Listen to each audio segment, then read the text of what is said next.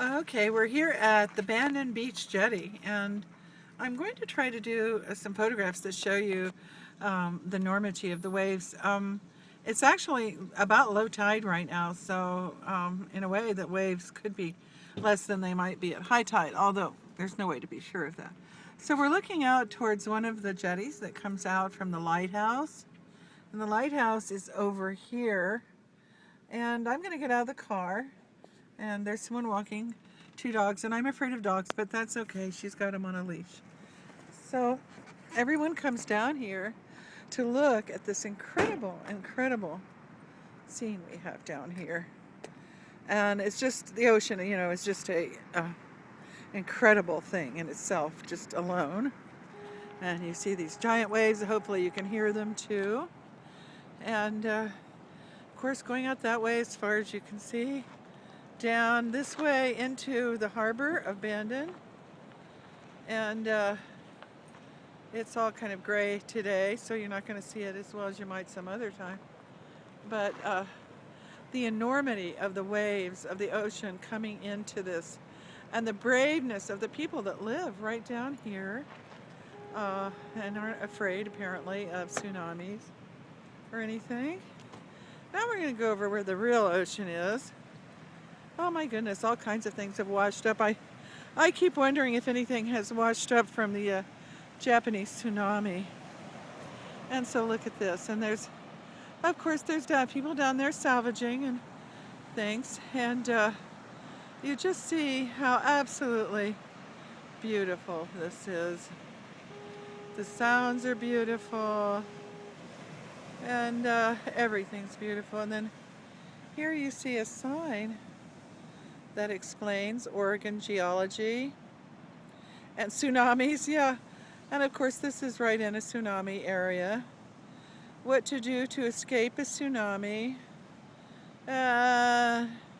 It's got a diagram of the Pacific Plate and the Oregon coast, and so you can be reading that just as you get wiped off the earth by a tsunami. Now you see all this driftwood here. I used to burn driftwood when I lived in Ferndale, California. It will burn. It doesn't want to burn very fast, but it will burn. And then you see the houses up there on the hill, and then going in a circle here, and going back over to the other side of this little prominence that we're standing on. Lots of cars pulling in and out. There was an 85-year-old lady down here one day who gave away an entire pottery studio. And I don't mean just, da-da.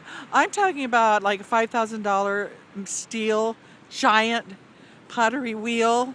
I mean, a warehouse full of pottery chemicals.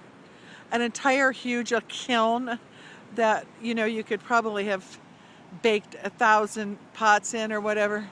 She had been a professional potter her whole life. And that's the kind of person that would come down here to live. Now look at the ocean out here. And look at the children. They're enjoying it. They're having fun.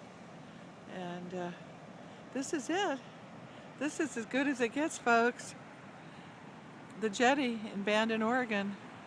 This is your life. For all you guys that are sitting around somewhere crying about blah, blah. Get out into nature. It's all here. All you got to do is look at it. And it'll give you a better feeling than if you were just sitting in a smoke-filled room somewhere drinking a beer. You could be out here in nature. Let's let you look over this way too. Now, one thing you'll notice about this area, specifically over the other way from this little prominence that we're on, is in Bandon area and all this Oregon coast area, as in the rivers as well as the ports and beaches, there's lots of old pilings and things. Because back in the old days, this was much more of a harbor and everything than it is now. So all those old, let's call them stilts, planks that everything stood up on, are still here. And we're talking about these wooden things sticking up here and over there, and you'll see them everywhere, all up and down the river. Because in the heyday of this area, that's the lighthouse over there. There was all kinds of docks and platforms and ship things, and it's just so beautiful. The camera can never capture what the eye does. That's the sad part. The human eye is way better. Of course, a better camera would help, but I've got to get my other camera. Okay, this is it, Bandon Beach Jetty.